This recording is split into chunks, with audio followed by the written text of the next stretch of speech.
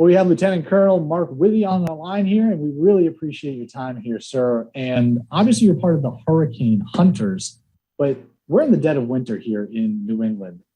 You're flying through a storm that's going to be bringing us blizzard conditions. You don't typically think hurricane hunters in wintertime. Do you guys generally do missions like this outside of the hurricane season?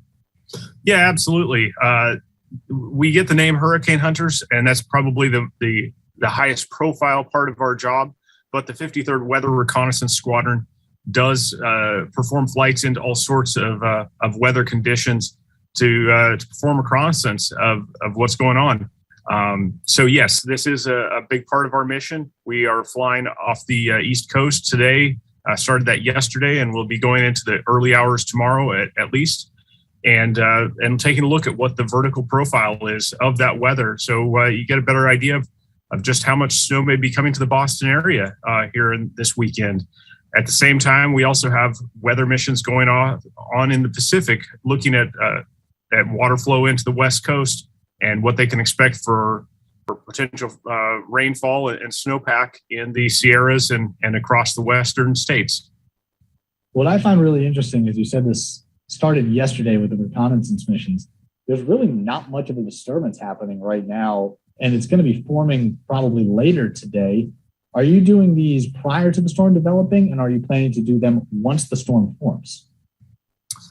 Yeah, so the weather forecasters will look at the areas where weather is forming, and oftentimes that'll be down in the Gulf area or out over the Atlantic.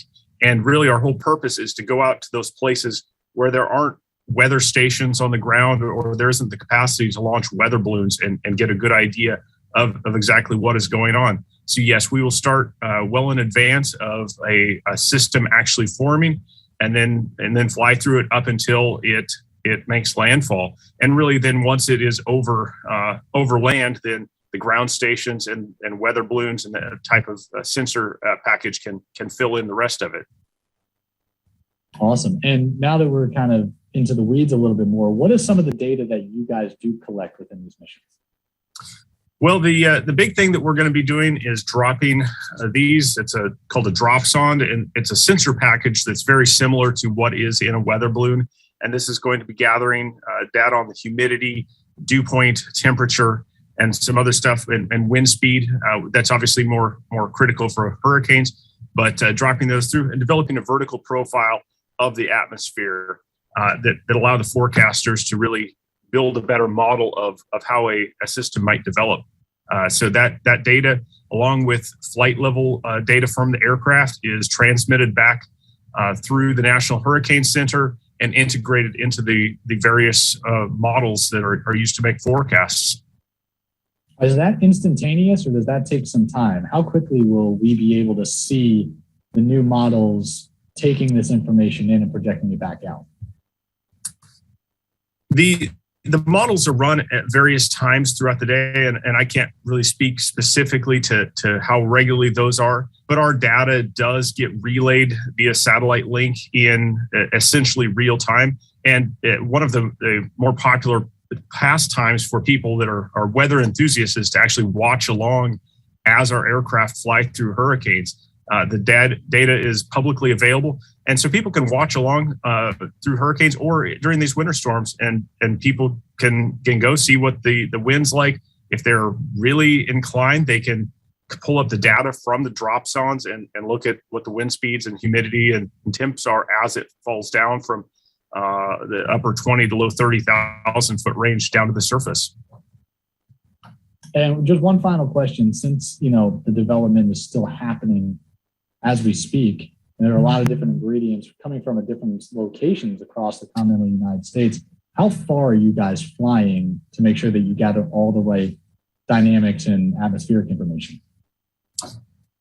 That's a complicated question. We're flying several hundred miles out into the Atlantic. Overall, I couldn't tell you exactly how long the flight is from a miles perspective, but it's about a 9 to 10 hour flight from Keesler. It takes about an hour and a half, 2 hours to get out over the Atlantic, and then about 6 hours in a big circuit through the areas that the forecasters are most interested in. So we're going pretty far out there. Awesome. Well, if you have anything else to add in regards to the mission, feel free. I can't really think of anything. It looks like your internet connection is unstable. I'd say just add the part of we're reservists. Oh, okay. Throw that whole. Yeah. Well, they're saying we're an Air Force Reserve unit, but we're kind of unique in that we have a lot of full-time folks, and we bring in people from a lot of different walks of life. They come in and do the mission. And it's really neat to be able to see how this impacts people. From a personal perspective, I'm a little jealous. Y'all are getting a lot of snow. I suppose from your perspective, it's maybe a bit much, but it looks like an interesting time.